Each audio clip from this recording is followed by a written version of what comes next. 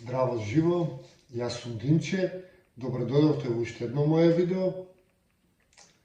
Овој пат ви отворам една интересна тема, јас знаете не сум многу по актуелни теми, не ми се интересни, јас истражувам теми кои што не се толку познати во јавноста и актуализирани, а дури можеби и табу теми или теми за кои што луѓето се плашат да ги изборуваат. Па така ќе отворам еден дел од нашето минато, една наша професија заборавена, а ќе ја почнам видеото или ќе ви ја наговестам професијата преку цитатот од Марко Цепенков: за секоја болест има и лек. Во тоа време постоја вампирџии кои што ги ловеа вампирите. Ова го кажал Цепенков или го напишал во еден од неговите многу раскази посветени на вампири, а секако пишани или слушнати од луѓе. Приказната за вампирите сите ја знаете од филмовите, од Холивуд највеќе и од романската пропаганда преку грофот Дракула или Влад, владетелот наречен Влад во тоа време, за кој што се напишале многу книги и се снимиле многу филмови, и запознатиот ловец на вампири Ван Хелсинг. Сигурно сте слушнале за овие, меѓутоа сигурно не знаете дека ние во Македонија имаме најстарата приказна запишана за вампири. Таа е запишана во 1305 година од одреден граматиков, а исто така и најголем број на вампирџии имало тука, односно вампирџиите или луѓето кои што ги ловеле тие вампири на овие простори биле доведени до дејност, односно до професија. Ги имало толку многу и околу нив секако не се знае многу. За нашите вампирџии немаме напишано книги за одредени ликови, како Ван Хелсинг, например. За Ван Хелсинг се напишале многу книги, а ние имаме Ван Хелсинг скоро во секое наше село, односно изворени луѓе кои што убивале вампири.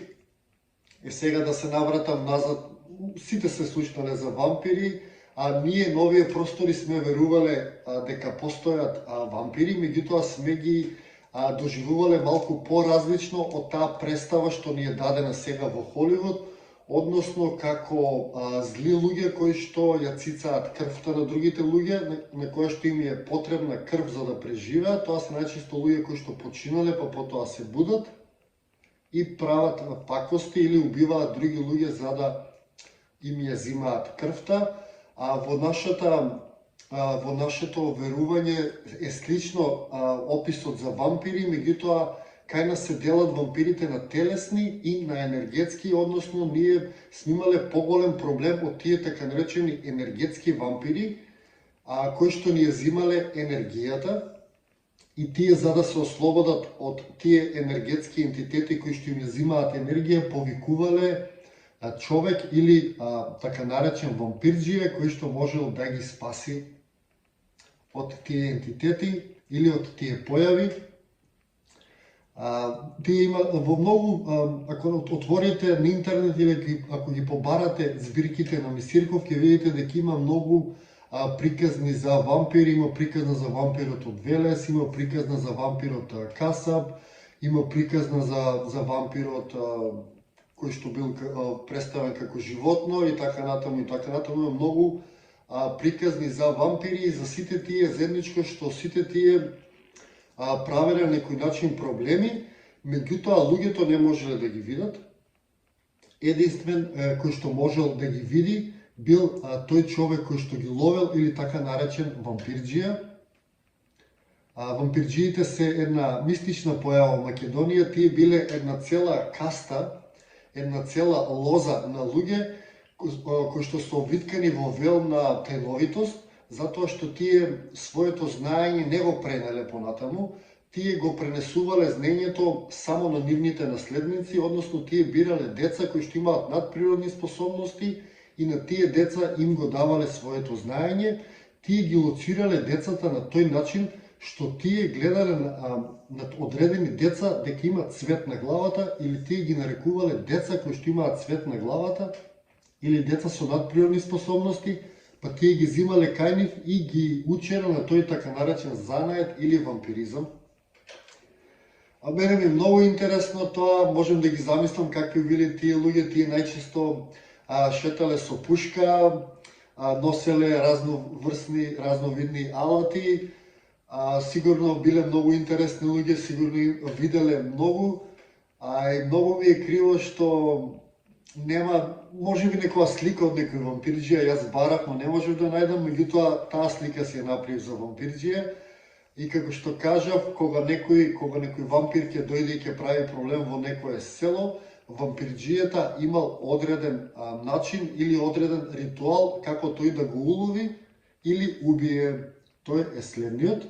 А за да се фати вампирот, луѓето се собирале на оро, сред село, тие закачувале на најблиското дрво крв или леш од некое животно, најчесто тоа било кокошка, а по можност црна, и почињале да играат оро, и на тој начин преку крвта и преку позитивната енергија која што му треба на вампирот, тој бил привлечен на орото и тој секогаш се фаќал на чело на орото, или така викаат тие што можеле да го видат тој ентитет, односно вампирџиите, кои што оддалеку некаде го гледале орото и со помош на пушка во која што имало посебен куршум го убивале вампирот и на тој начин го ослободувале селото од таа лоша енергија или вампир.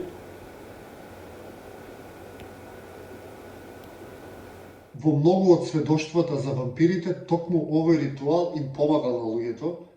А сега не знам дали во денешно време ние знаеме за плацебо ефект, не знаеме дали тоа било плацебо ефект или дека вампирџијата стварно го убил и го избркал тој ентитет. Меѓутоа, во секој случај тоа било корисно, односно вампирџијата помагал дали преку плацебо ефект, дали преку убивање директно на тој ентитет. Една тајна која што имале вампирџиите, а тоа е користење на едно свето мистично растение наречено буника, која што на луѓето им давала надприродна способност и на тој начин кога го користеле тоа растение буника, тие можеле да ги видат вампирите. Буника е отровно растение кое што предизвикувало халуцинации, кое што е забрането за употреба и кое што ако го користите ќе се отрујете, односно може и да умрете. Меѓутоа тие знаеле некој посебен начин како да го користат тоа растение и тие го исползувале тоа растение буника и на тој начин можеле да ги видат вампирите и исто така и да имаат надприродни способности за да можат директно да се борат со нив. Слично денеска вие во Мексико некаде употребуваат растение кое што е малку слично со буниката, ајоваска се вика, да, шарлатанска некоја таму модат и не знам како оди тој ритуал, да не зборувам, мислам мене сето тоа ми е шарлатански смешно, нели видовме дека нема ништо од тоа, меѓутоа најблиску до тоа што може да биде е таа ајаваска.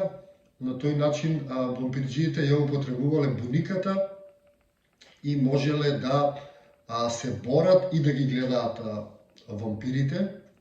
Тоа е еден дел од тајните на тие вампирџии кои што се откриени, другите тајни си ги земаа со нив, затоа што вампирџии веќе немаме, никој не ги истражил доволно на времето кога требало, додека имало уште живи вампирџии и никој не ги разоткрил и предал нивните тајни, додека светот прави индустрија околу сите своји работи, дури измислува некои работи, а ние нашите ги затрупуваме и ги тргаме настрана. Тоа беше одлика на некое време до сега, меѓутоа мислам дека сега се менуваат работите и време е ние да ги искористуваме нашите автентични, интересни и мистични работи, а една од тие се токму и овие вампирџии. кои што долго време обстојувале на овие простори и им помагале на луѓето да се справат со лошите енергии. Ви благодарам што го изгледавте ова видео. Ќе снимам и друго видео за вампирџиите. Јас само ја загревав оваа тема, како и многу други теми, треба многу време, многу ресурси за да се истражат, треба многу патување низ Македонија да се откријат сите тие места. Меѓутоа, еве полека, барем јас пробам да ви ги доближам тие работи. Се надевам оваа тема за вампирџи и вампири ви беше интересна. Сепак јас сум еден мал канал на YouTube кој што нема многу можности да истражувам, меѓутоа се трудам да ги одржам овие наши автентични работи во живот и да ви ги пренесам. Се надевам ми беше интересно како што кажав. Благодарам за вниманието. Ние се гледаме во некој моје наредно видео или низ нашата убава Македонија. До тогаш чувајте се од вампири, посебно енергетски. Поздрав и секое добро!